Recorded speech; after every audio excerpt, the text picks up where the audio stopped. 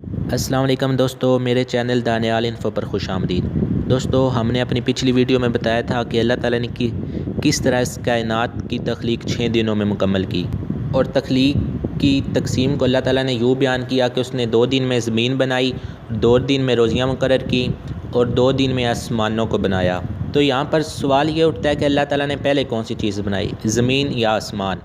اگر زمین کو اللہ تعالیٰ نے پہلے بنا دیا اور اس کے اوپر ہر چیز اگا دی، درخت، دوسری گھاس، ہر جاندار چیز، تو یہ سب چیزیں سورج کے بغیر زندہ کیسے رہیں؟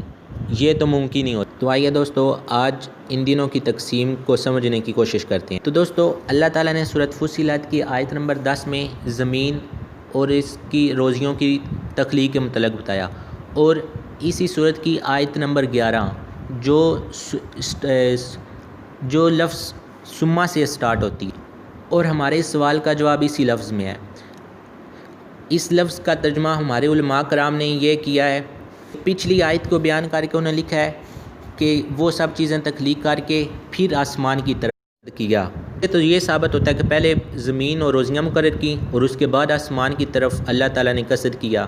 تو اس کا مطلب یہ ہوا کہ یہ تو کچھ اس میں گڑبڑ لگ رہی ہے۔ آئیے اس لفظ کو سمجھنے کی کوشش کرتے ہیں۔ ہمارے پاس جو لفظ سما ہے، اس کے 3 معنی ہوتے ہیں۔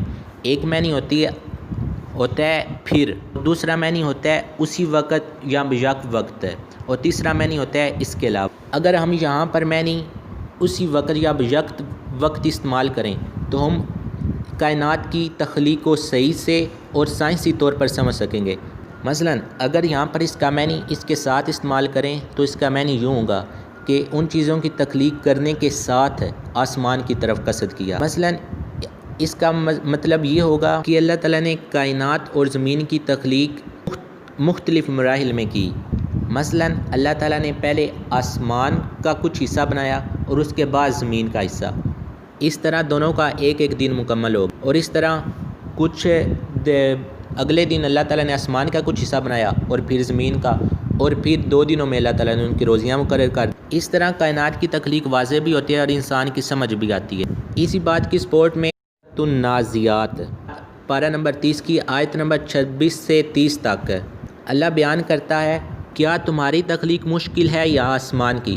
اللہ نے اسے بنایا، اللہ نے اس کی چھت کو اونچا کیا اور پھر اسے برابر کر دیا، اس کی رات کو سیاہ بنایا اور دن کو دھوپ نکالی، اور اس کے بعد زمین کو انڈے کی طرح بنایا اور اس سے پانی نکالا اور سبزہ اگایا۔ تو دوستو، یہاں پر واضح ہوتا ہے کہ پہلے اللہ تعالیٰ نے آسمان کا کچھ حصہ بنایا اور اس کے بعد زمین کا کچھ حصہ بنایا۔ اللہ تعالیٰ نے کائنات کی کل تخلیق کو 6 دنوں میں بیان کیا ہے، اور اس نے بیان کیا کہ 2 دن میں زمین بنائی، 2 دن میں آسمان بنائی، لیکن یہ نہیں کہا کہ کٹھے 2 دن میں زمین بنائی اور کٹھے 2 دن میں آسمان۔ تو امید ہے دوستو کہ آپ کو بھی سمجھ آ گئی ہوگی اس پوائنٹ کی۔